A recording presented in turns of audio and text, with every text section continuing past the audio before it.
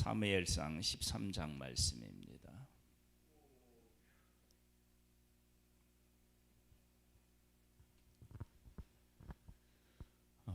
하나님의 백성이 하나님의 다스리심을 거부하고 이방인처럼 왕을 세워달라고 요구를 하고요. 왕을 세우는 일에 하나님께서 전적으로 은혜를 베푸십니다.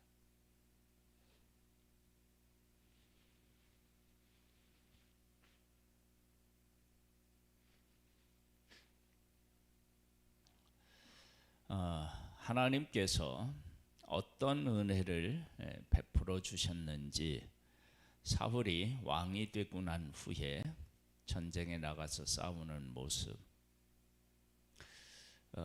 그리고 하나님의 백성들의 행하는 일들, 그리고 또 예언하는 것들, 이런 것을 통해서 하나님께서 사울과 함께 하시는 모습을 백성들도 확인하게 됩니다.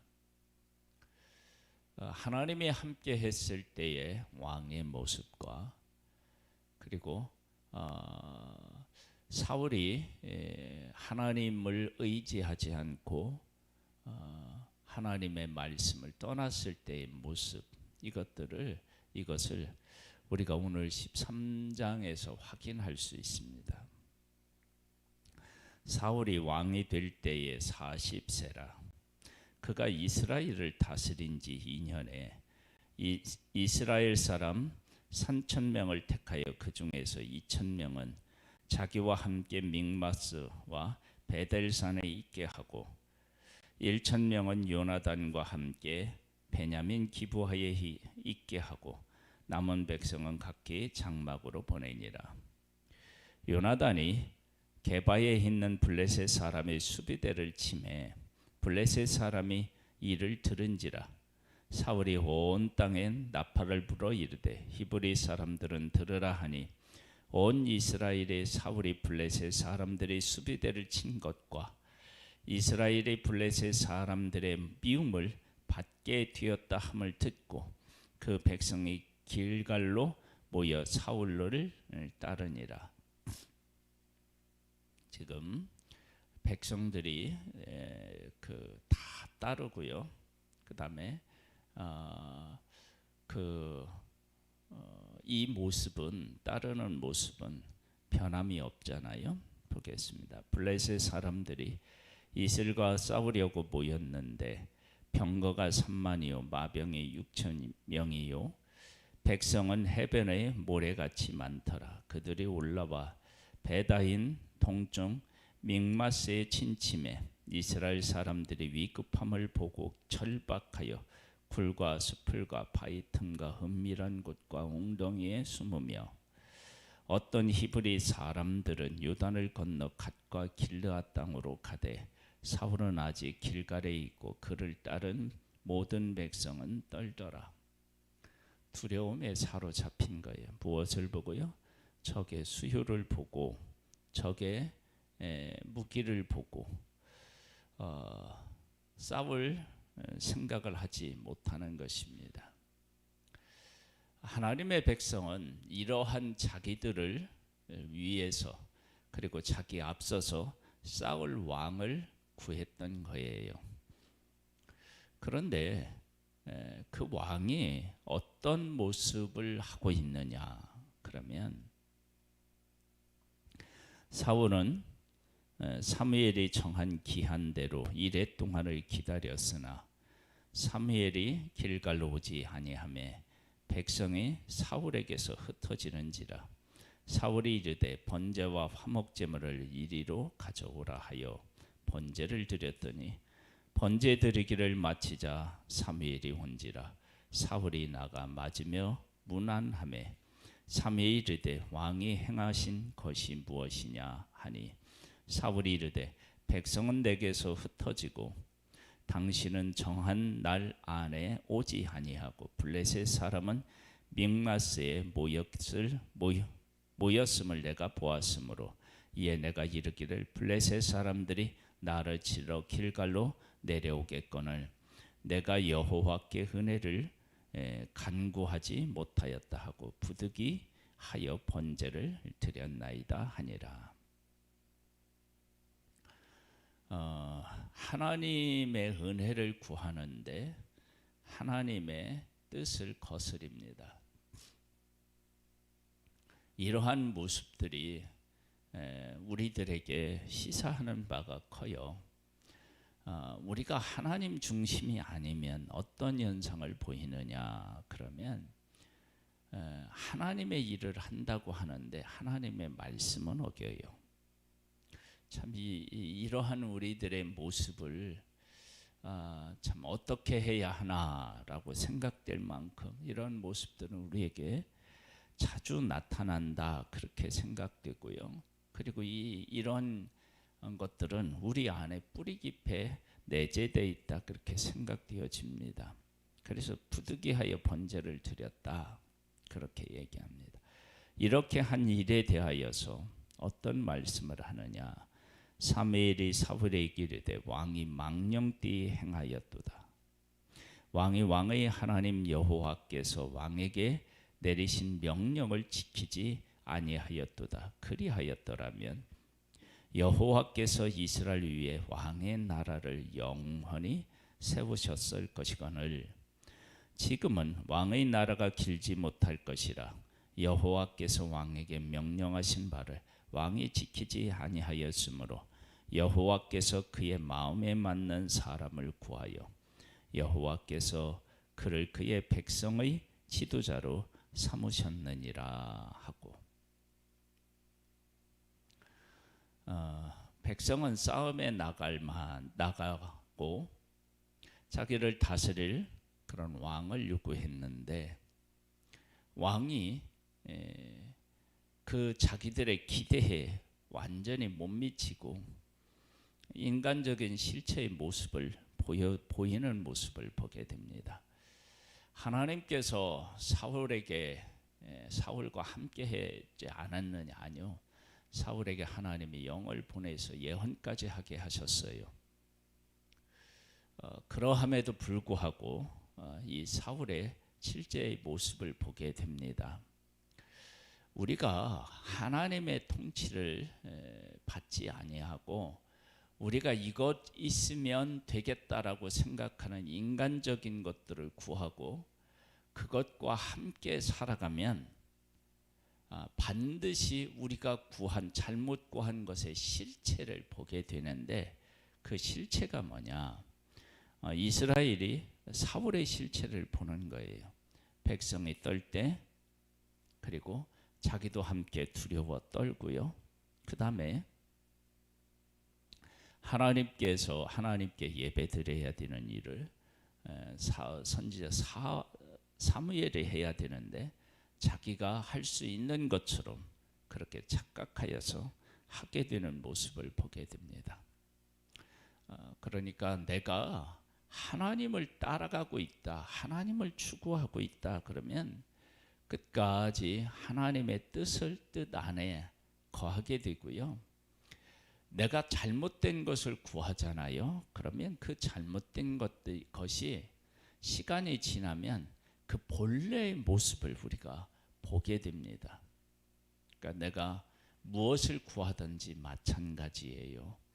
내가 하나님을 구하면 하나님과 함께 어떠한 일이 있어도 함께하고 그 하나님으로 말미암아 힘을 얻는데요. 그런데 하나님을 떠나고 내가 잘못된 것들을 구한다. 그러면 어떻게 된다고요? 그 잘못된 것이 어떠한 모습을 가지고 있는지 그 실체를 보게 돼요. 지금 사울이 백성들 앞에서 그러했습니다. 15절입니다. 사무엘이 일어나 길갈에서 떠나 베냐민 기브아로 올라가니라. 사울이 자기와 함께한 백성의 수를 세어보니 600명 가량이라. 사울과 그의 아들 요나단과 그들과 함께한 백성은 베냐민 게바에 있고 블레셋 사람들은 믹마스에 진쳤더니 노략건들이 셋대로 블레셋 사람들의 진영으로 나와서 한 대는 오브라 길을 따라 수할 땅에 이르렀고 한 대는 베토론 길로 향하였고 한 대는 광야 쪽으로 스보임 골짜기가 내려다 보이는 지역 길로 향하였더라. 그때 이스라엘 온 땅에 철공이 없었으니 이는 블레셋 사람들이 말하기를 히브리 사람이 칼이나 창을 만들까 두렵다 하였습니다. 온 이스라엘 사람들이 각기 보습이나 삽이나 도끼나 괭이를 벼리려면 블레셋 사람들에게로 내려갔었는데 곧 그들이 괭이나 삽이나 쇠 스랑이나 도끼나 새 채찍이 무딜 때에 그리하였으므로 싸우는 날에 사울과 요나단과 함께한 백성의 손에는 칼이나 창이 없고 오직 사울과 그의 아들 요나단에게만 있었더라. 블레셋 사람들의 군대가 나와서 믹마스 어기에 이르렀더라. 블레셋 사람들이 히브리 사람들이 뭐 칼이나 창을 만들까 두려워서 그 기술을 전수하지 않고 뭐 농기구에도 문제가 있으면 가서 수리를 했다, 이런 내용인데요. 이것은 블레셋 사람들이 그러했다라고 할 수 있고요. 다른 면으로 생각해 보면, 영적으로 생각하면 하나님께서 하나님의 백성들로 하여금 누구를 의지할 수밖에 없게 하셨느냐? 하나님을 의지할 수밖에 없게 하신 것입니다. 그래서 전쟁을 할 때 하나님의 백성은 무기를 의지해서 싸울 수가 없습니다. 누구와 함께 싸워야 되느냐? 하나님과 함께 싸워야 되는 것입니다. 하나님과 함께 싸우면 어떤 일들을 해낼 수 있느냐? 그것은 14장에 이제 기록되어 있어요. 그러니까 위에는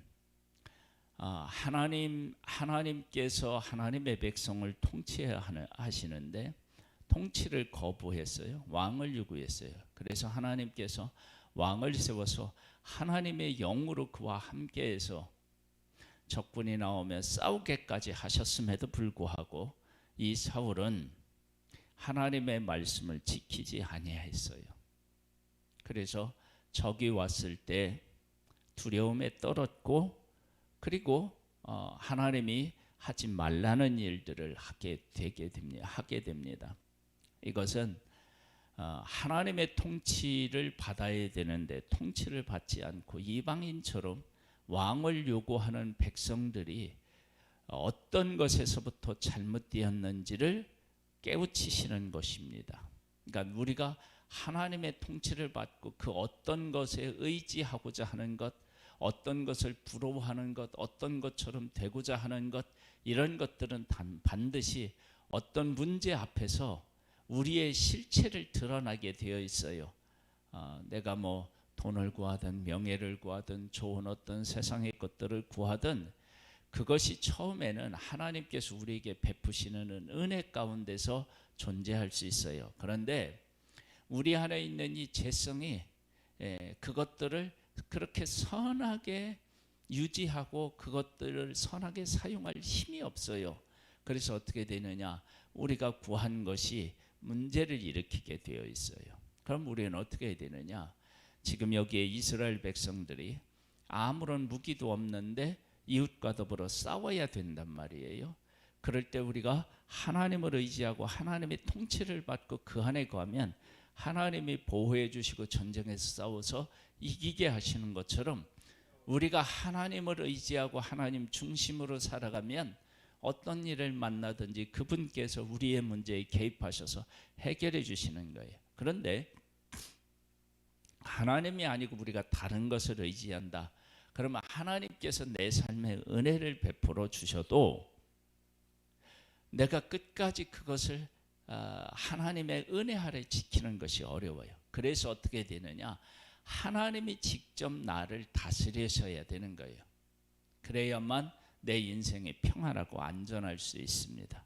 그러면서 이제 19절로부터 23절까지는 이렇게 부족하다 할지라도 전쟁은 하나님 앞에 속한 것이다라고 하는 것을 믿고 고백하고 하나님 중심으로 나아가서 싸울 때 어떤 일들이 일어나는지를 하나님께서 우리에게 보여주시는 거예요. 우리의 삶은 하나님 중심이어야 됩니다. 그러니까 하나님 외에 다른 것을 요구해서 그것을 내 인생에 좋은 것처럼 채우고 좋은 것처럼 다가와도 그 좋은 것처럼 채워지고 다가오는 것이 하나님의 은혜였어요. 그것 자체가 그런 것이 아니라, 그러니까 사울 자체가 이스라엘 백성들을 전쟁에 나가서 싸워서 이기게 한 것이 아니라 하나님이 그에게 베푸신 은혜, 이스라엘 백성에게 베푸신 은혜 때문에 그 일을 할 수 있었던 거예요. 그런데 백성들은 그것을 이제 깨달아 알게 되는 거예요. 그런데 깨달아 아는 동안에 어떤 일이 있느냐? 힘든 일들을 경험하게 되죠.